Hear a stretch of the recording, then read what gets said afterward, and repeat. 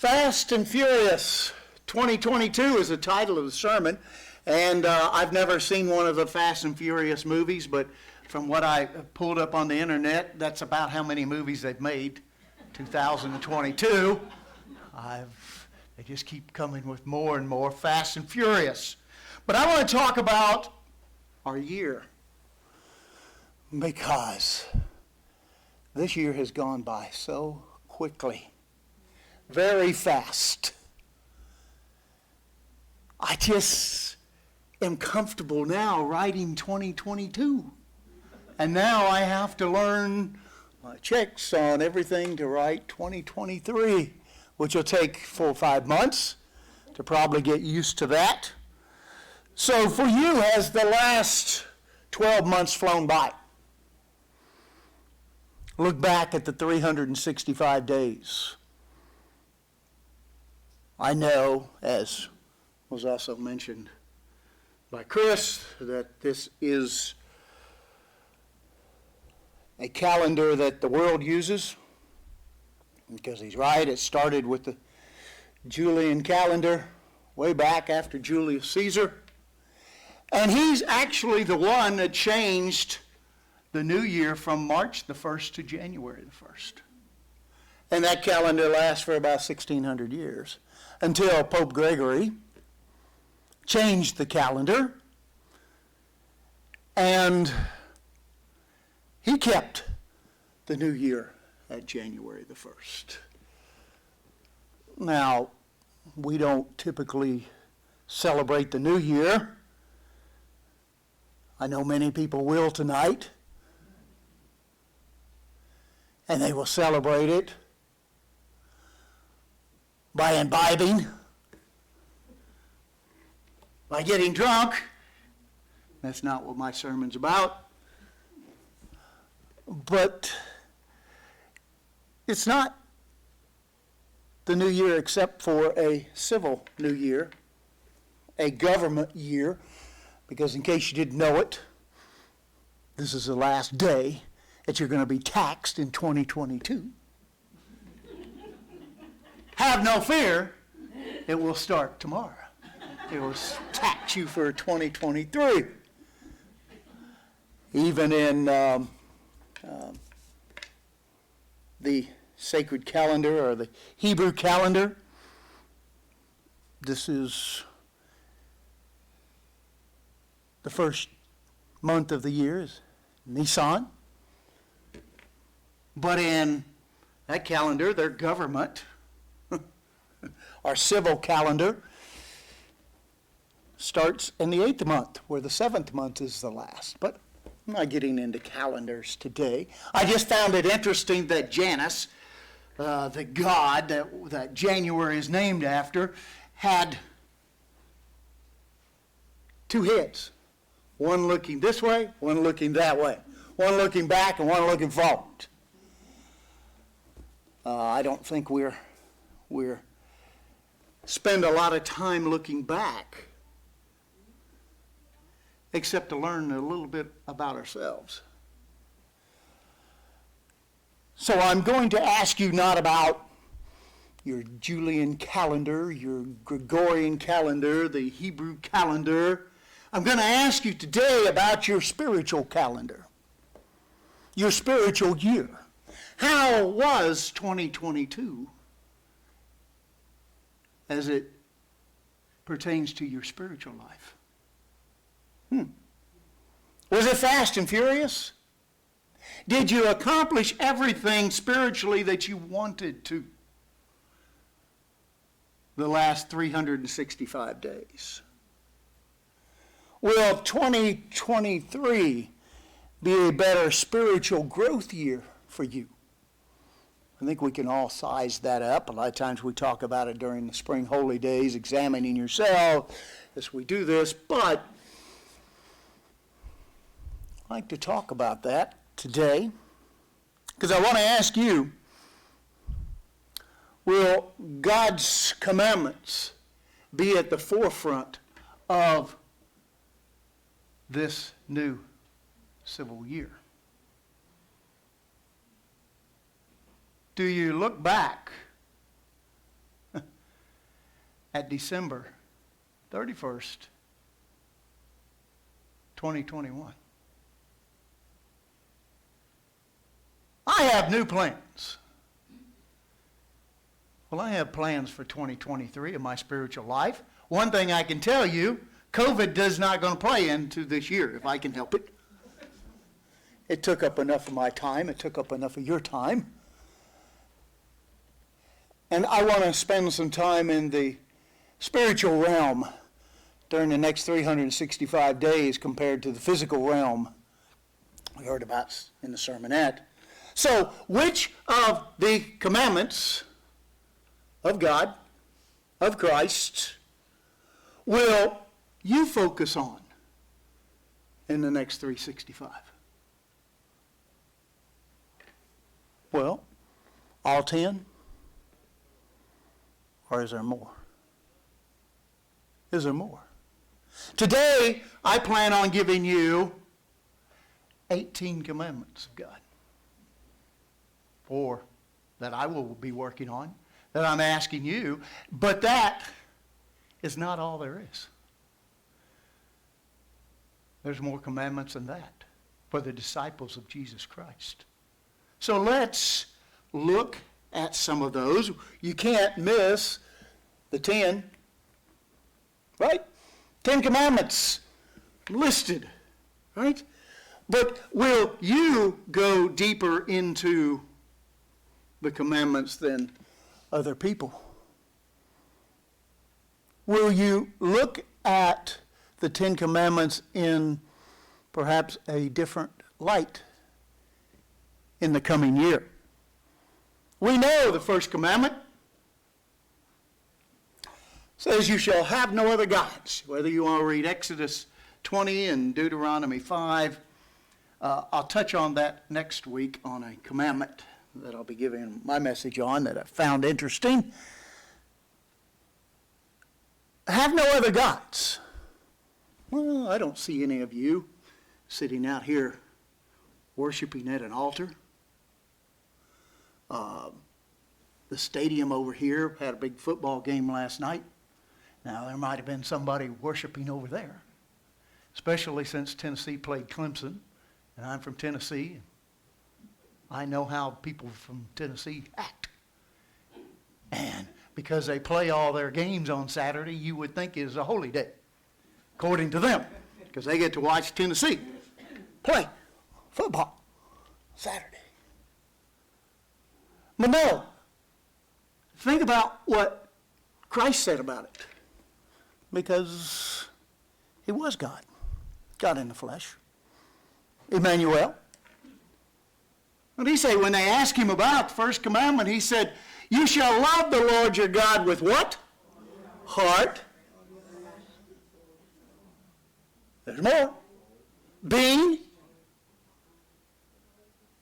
Right? All your might. There's different in different Gospels. But it was all about this heart. Will this spiritual year, 2023 for you, will it be more about the heart instead of just up here? Or will it combine the two? Will you be reminded daily of who I give my allegiance to?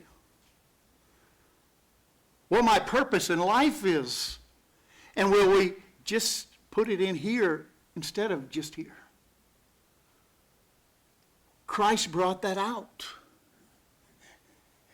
You shall love the Lord your God with all your soul, your being, your might. Will we do it? Commandment? I think so. Up the second one. No graven images. Well, we don't walk around with little graven images, tiki gods that are in Hawaii. But what do we do? There's a lot of graven images there. What we drive, what we have in our billfolds, checking accounts. there's so many things. Sports. Do you know, before I moved here in South Florida, 11 years ago, I thought there was only one kind of football. But I found out there's not. And as my neighbor from England said, that's a sissy football you guys play. Because you have to have helmets and pads. And they were just like, and it's bigger than life. Well, what about graven images? Is it possible that even you are a graven image? Young lady down here. I'm not picking on the ladies. She enjoys looking in the mirror. Right? And you see that all through TV.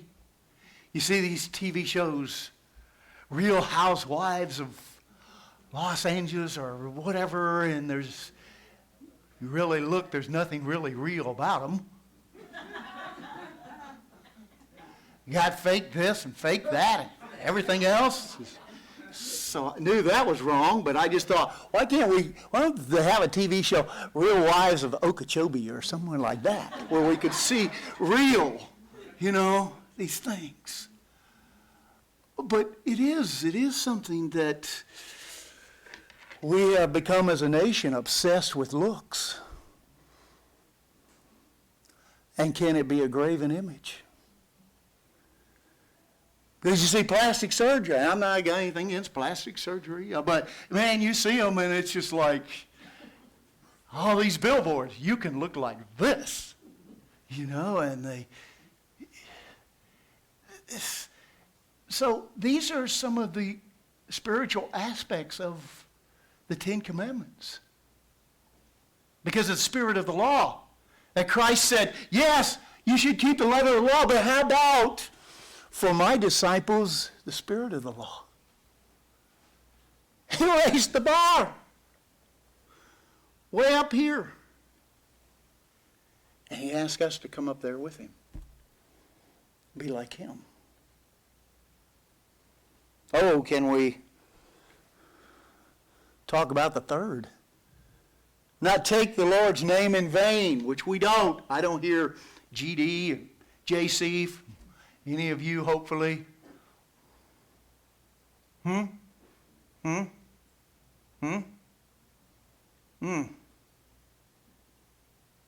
Euphemisms?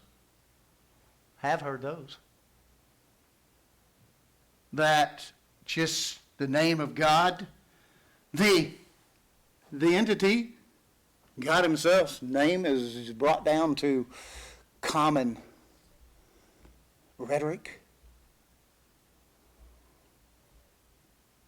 Can we raise ourselves up to a higher level with that commandment? Should we delve into the spiritual? Yes, you might say, oh, well, nobody says this. I see this all the time. It's typed. It's said. Wow. Do we get caught up and drugged down that road? Can we work on that even this year? As we work on this our spiritual growth during the next 365. How about the fourth one? Sabbath. Sabbath. I appreciate my wife putting this picture together. Look at it. It's two pictures in one, but it's about one thing. It's about the Sabbath. Do we recognize at sunset on Friday that this is holy time? And do we take the time, which I haven't always done, which we're striving to do better, and I want to do better even this year. Striving Friday night at sunset begins holy time, and it's special. It's a friend of mine, friend of ours from Tennessee. And she has a special preparation on Friday night for a meal. And even her kids get involved in setting the table, the candles, everything. So they recognize as they're growing up, this is special. This isn't like Thursday night. This isn't like Sunday night. This is holy time. The sunset. And if anybody can appreciate the sunset, it should be us. We have some beautiful sunsets here.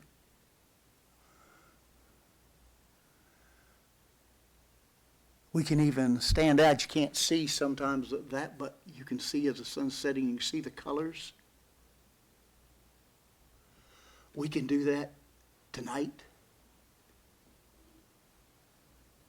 As the sun is setting on the Sabbath and it disappears.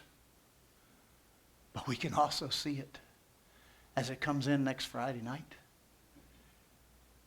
That most people just driving by. It's Friday night, time to get home.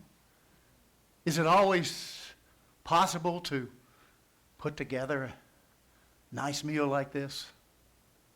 If you work, especially now, it's 5:30 and it's dark.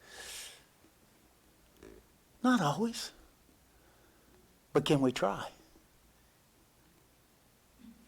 Can we say, God, I'm going to recognize you as much as I can? Because you're the one that designated this time. I didn't. And I want to be a part of it. So will your Sabbaths in the next 365 be unique, be special, be different? We're going to try to be.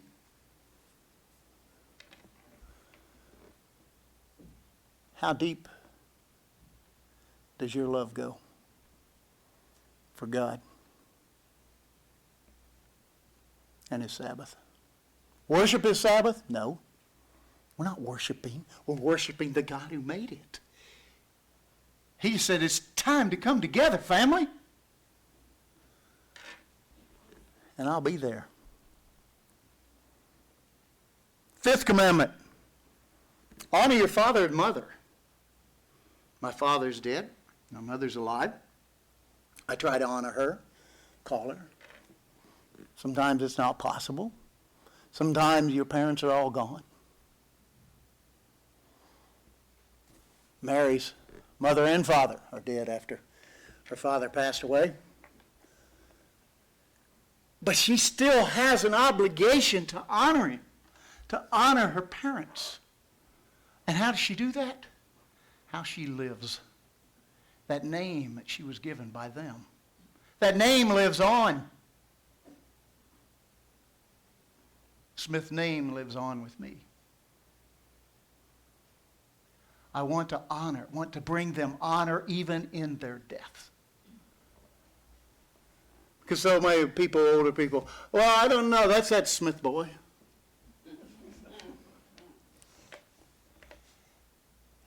Yeah. What do you want to be remembered by? What does God want you to do to honor your father and mother? Even if they were terrible, and I've heard some cases, terrible father and mothers. You have life because of them. God gives us an opportunity to show honor and respect. Number 6, murder.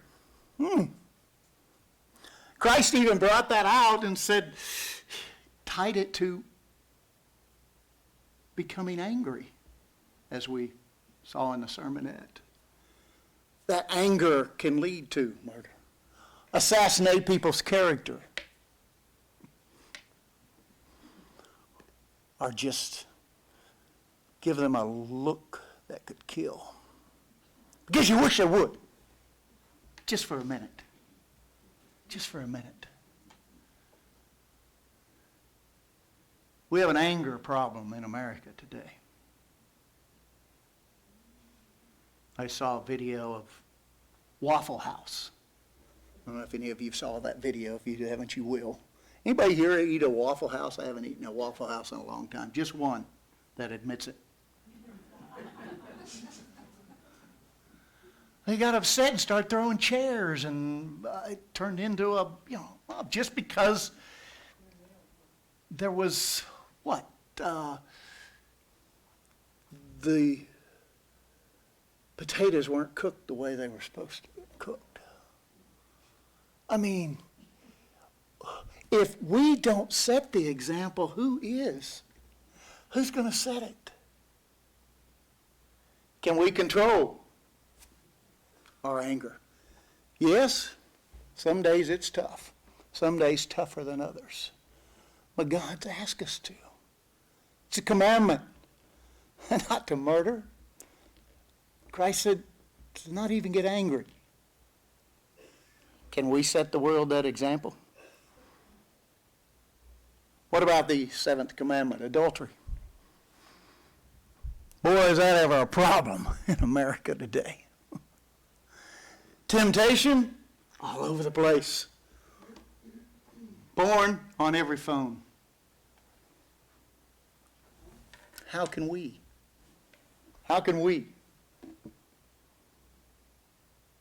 set that example? It's so sad because now so many young people, they all have cell phones. And now they've got barriers you can put on phone and try to have this and that, but then they go to school and other kids don't have it, and next thing you know, they can look at things that would have made us blush 20 years ago.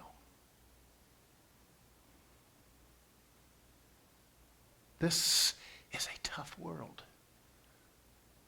But God didn't call you so that everything could be just, happy, happy, joy, joy. And that there's no problems.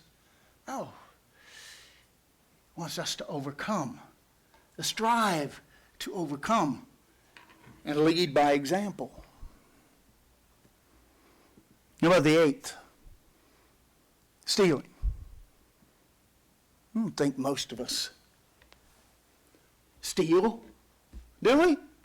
I pick up a pen at a bank. We may do something like didn't even think about.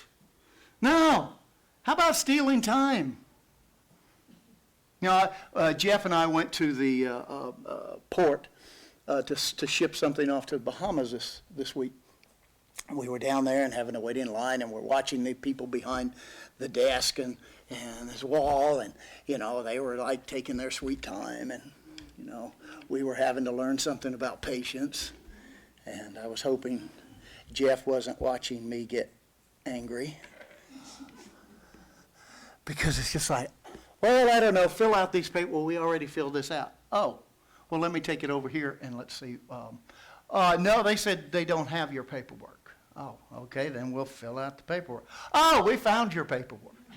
I'm like, And so I'm sitting there, we want to get this shipment over there to Shingles for the house over there. And so I'm sitting there, and these two women are doing all the work. And here's this guy sitting over there. He's watching YouTube on his computer. And he's watching about whales and sharks, and everything else. Nothing to do with his work.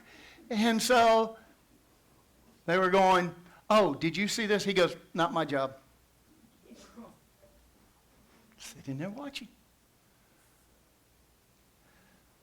Stealing time is something we should look at as employees.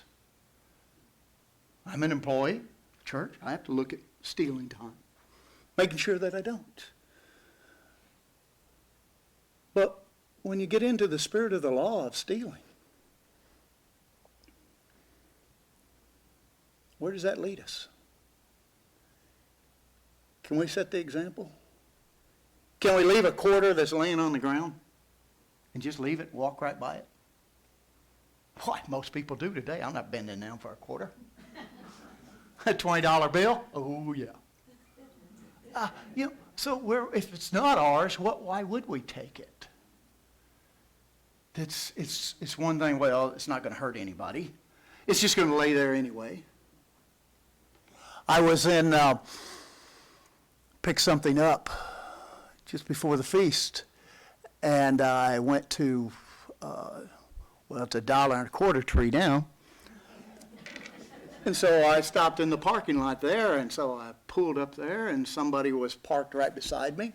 And so I went in and got my little stuff and came back out, and the car was gone, but there was a whole box of stuff that they had obviously not put back in their car. Just sitting there. It's gone. I thought, well, what if I pick it up and take it in the store? But it wasn't from Dollar Tree, it was from another store. Then I said, well, what do I do?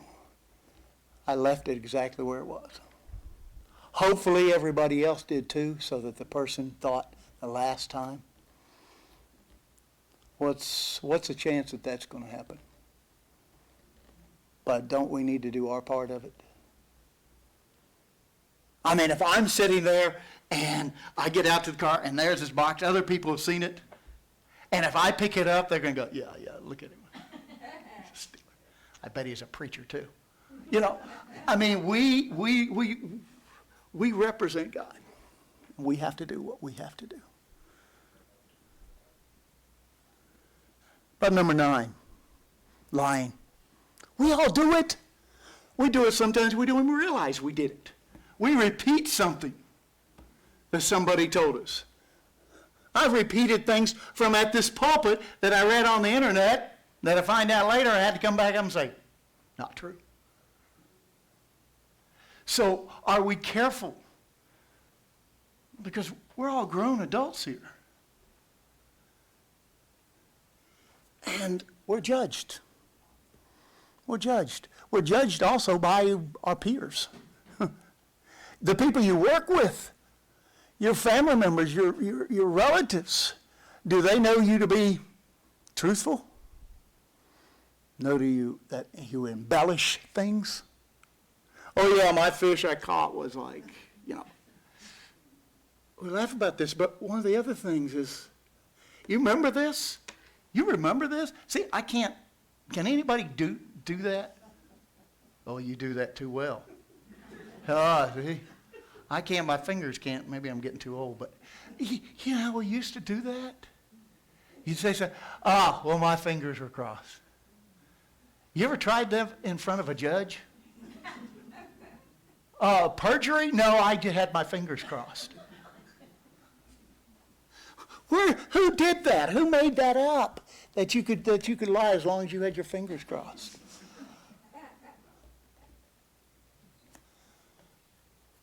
I think about it when it says all will stand before the judgment seat of Christ, and I look at those witnesses that were standing in front of Pilate and Caiaphas and lied about Christ, these false witnesses. And they just lied and got him crucified. We might even be there to see when they're resurrected. You think it's going to work when they go, oh, I have my fingers crossed, Christ? No. Are we so honest that people don't even believe it? That's what we should be. That sometimes we tell the truth, no matter what the truth is.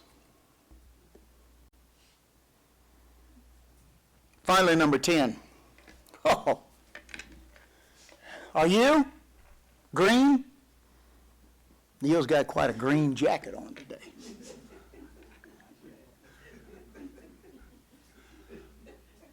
Green with envy. 10th commandment means it's the last, so it's not that important. Because the one thing about the 10th commandment, you can't do it physically. It's all up here.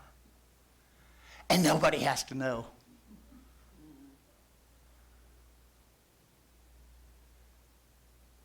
What are you envious about? The way somebody lives, their lifestyle, what they have, how they look?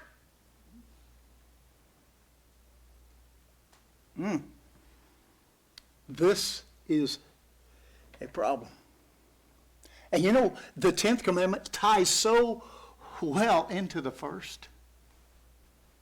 And then it ties into stealing, it ties into lying, it ties to so many. Can we help the world out? Or can we help God out by helping the world out by not being one of those? Green with envy. You see it every day.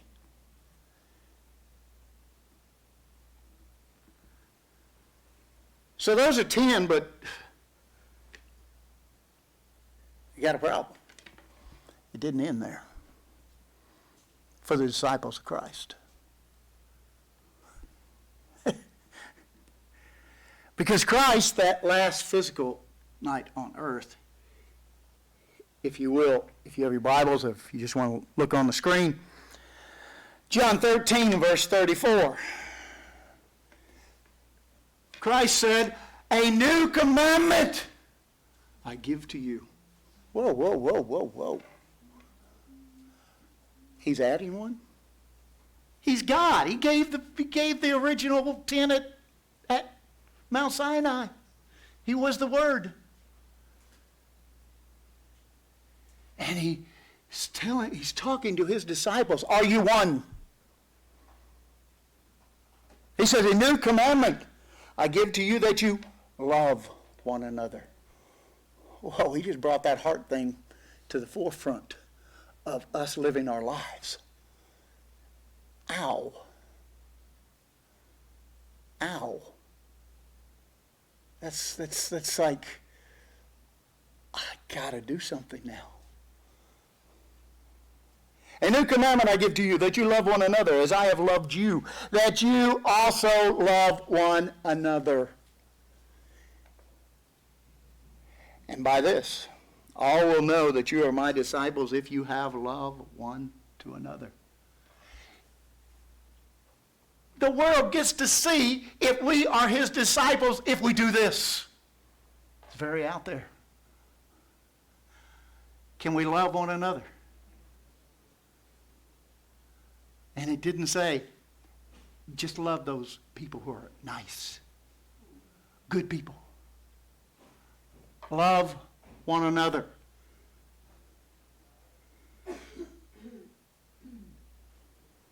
That is a big deal. A new commandment. Will that be at the forefront of our spiritual growth year? Next 365? That we take it as just as important as the previous 10 we looked at? And that love becomes something that we're good at? Because some people are really hard to love. Yeah, and everybody pretty much agreed to that one. Some people really are. But then Christ took this thing. Christ, because he's building his kingdom. And this is part of his kingdom. It's going to be expected that we're like this. Let's go over to John. John, chapter 5. No. Let's go to Matthew 5. Matthew 5. I had something else on my mind. Matthew 5, and let's go to verse 43 here. Because, is this a commandment? Oh, to his disciples and to us? Verse 43, you have heard it was said, you shall love your neighbor and hate your enemy. Well, it's not in the Bible. Love your neighbor is, but he didn't say about hate your neighbor. That's not Old Testament, but that's what they were trying to say. They're not like us, so we can hate them. Don't like those people. They don't look like us. They don't talk like us. They don't smell like us. They're not like us. No. So he's giving this, and he says, but I say to you, God says, love your enemies. Bless those who curse you. You ever been cursed out? I have. I have since I had this job.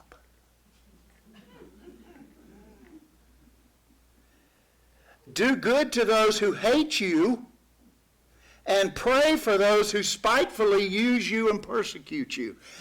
A little bit over the line, don't you think? I've got to pray? I got to bless those who curse me? Why, you suck. Bless you. Bless you, my son. No. And look at this. I mean, it's amazing. Pray for those who persecute you. You know what persecute means? Subject someone to hostility, to oppress, to even torment. And we're supposed to pray for those? Yes. Yes. We're supposed to do that. But I found it interesting because I went back and looked at the Greek word for persecute. And the root word for this word means to run after. Right? To run after. So I'm going, how does that tie? You ever had a bully in your life? Young people do. We even do in different measures. But he's talking about someone who just comes after you. Haven't you always had that person? They couldn't leave well enough alone. They just have to egg you on or torment you or say something. They do it and just want to do it and do it and do it even when you're upset, and they just... And what does Christ say? Pray for them. Now, does he want you to pray and say, bring a truck, let them get hit by a Mack truck? No. He's saying, we're praying for their life. We're praying for prosperity. We're praying that they can overcome this. Pray for those who persecute you. That is a big commandment. It may even be a family member. I don't know about you, but I had an older sister, and I loved tormenting her when I was younger. Loved just irritating her. I don't think she ever prayed for me. But let's go on here. Because it says, and why do this? Because it said that you may be sons of your Father in heaven, for he makes his sun rise on the evil and on the good, and sends rain on the just and the unjust. Doesn't say anything about snow, so we must be righteous down here. We didn't get snow. For if you love those who love you, what reward have you? Do not even the tax collectors do that? And if you greet your brethren only, because you are also righteous, what do you do more than others? Do not even the tax collectors do that? Therefore, another commandment. Here's another one for next year, for this year. Therefore, you shall be perfect, just as your Father in heaven is perfect. It's a future tense. The future tense of that is, become you perfect. He's telling us that we need to become more perfect. A commandment during the next year. Now that's not an easy one. Right, Mary? Nobody knows it like your mates, that you're not perfect. Let's go on with these other commandments. I wrap this sermon up. Because there's another one. Another one. In Matthew 7. Matthew 7 and verse 12. It says, therefore, whatever you want men to do to you, do also to them, for this is the law and the prophets. What do we call this? The golden rule. The golden rule. Do unto others as you would have them do unto you. But here, Christ even tied it back to the law and the prophets. This is the basis of the law and the prophets was given. Wouldn't it be nice? Because I remember reading a story that the golden rule, I looked at the etymology of the golden rule, and many went back to the scripture. Most of them do if you Google that.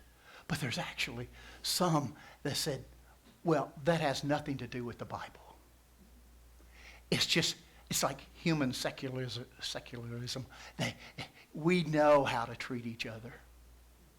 Oh, yeah?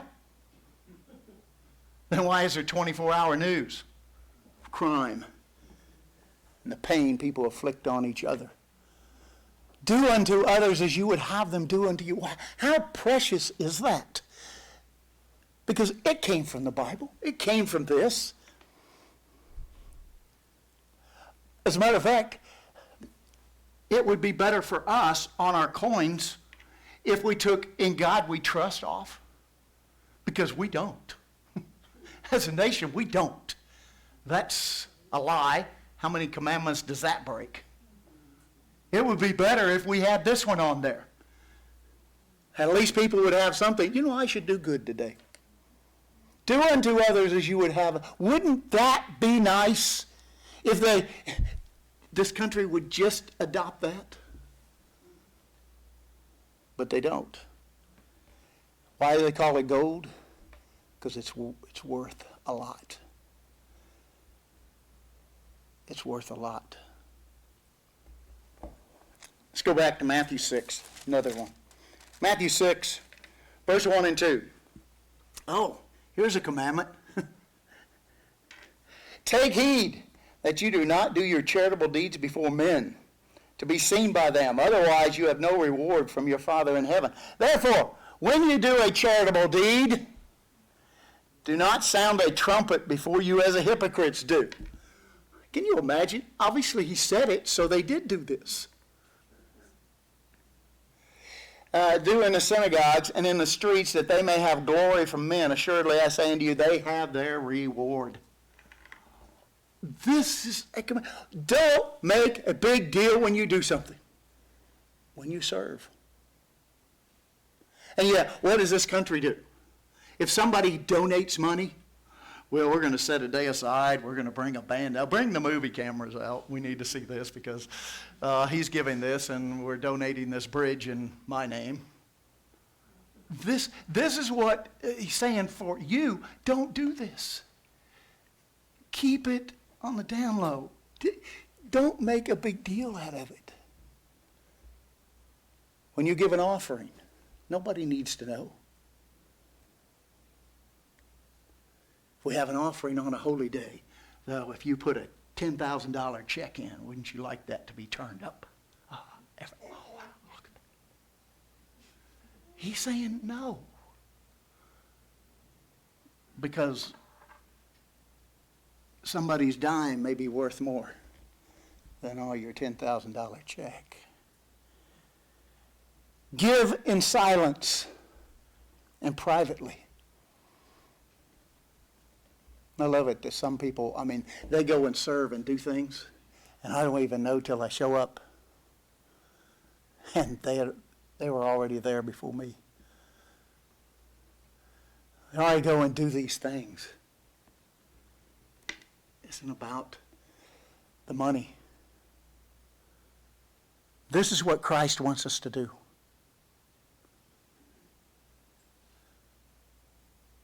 It was funny because I was Feast of Tabernacles quite a few years ago in Hawaii.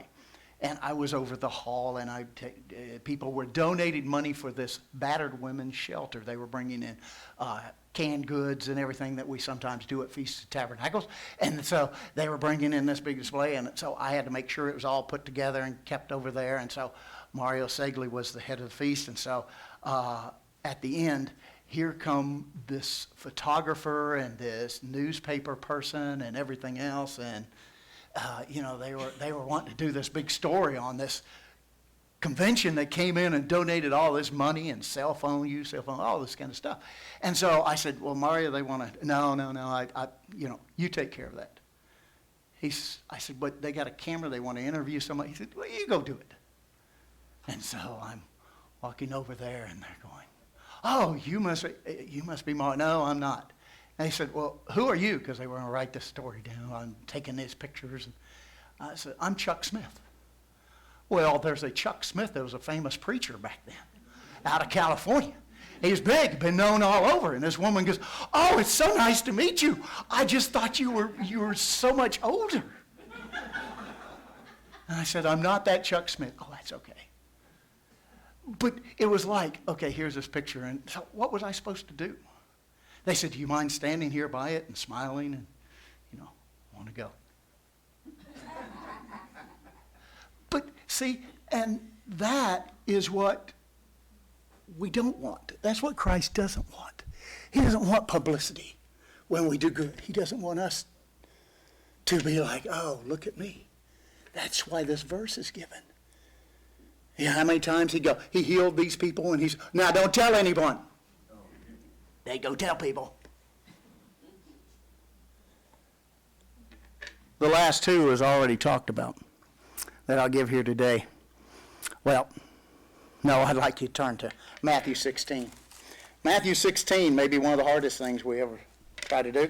Matthew 16, verse 24. Matthew 16, verse 24. Then Jesus said to his disciples, if anyone desires to come after me, let him deny himself and take up his cross and follow me. For whoever desires to save his life will lose it, but whoever loses his life for my sake will find it. Take up the cross. Staros is a Greek word. Because they didn't carry a whole cross. You just had to carry the cross beam that they were going to pull you up on. The vertical was already in the ground. But he hasn't asked us to die. He hasn't asked anybody in this room to die that I know of.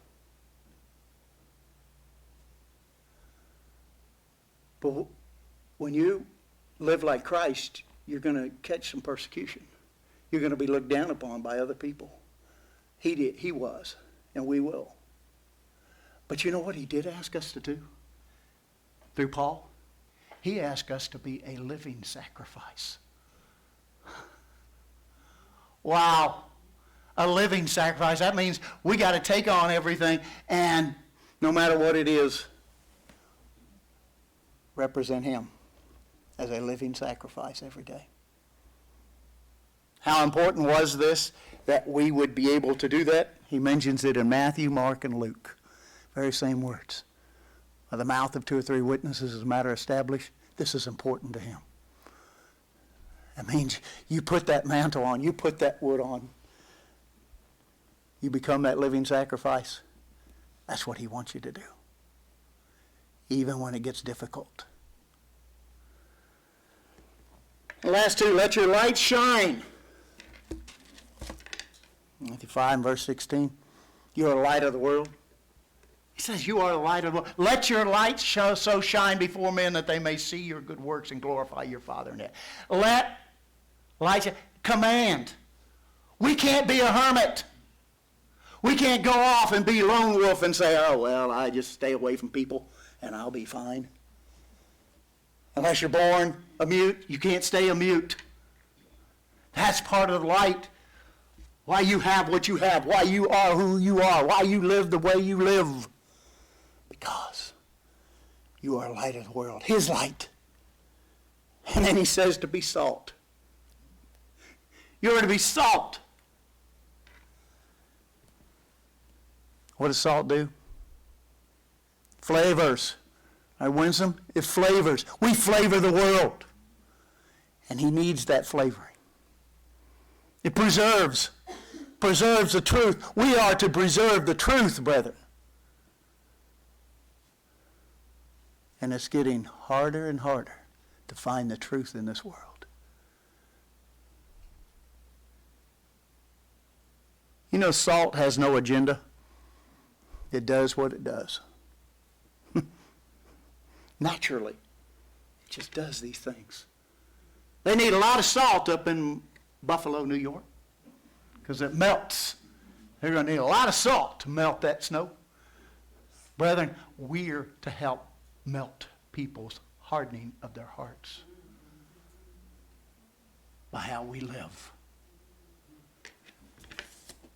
So I've given you 18. It's not the comprehensive number. There's more. There's more all through Christ's ministry.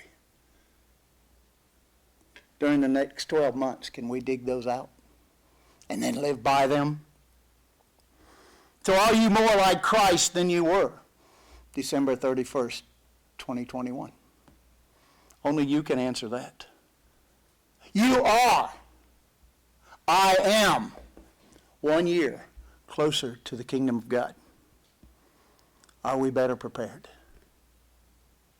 So let us look back 1 year from now and view 2023 as a defining moment, a defining year in our spiritual lives. Like 2022, 2023 will go by quickly, and it will be fast, and it will be furious.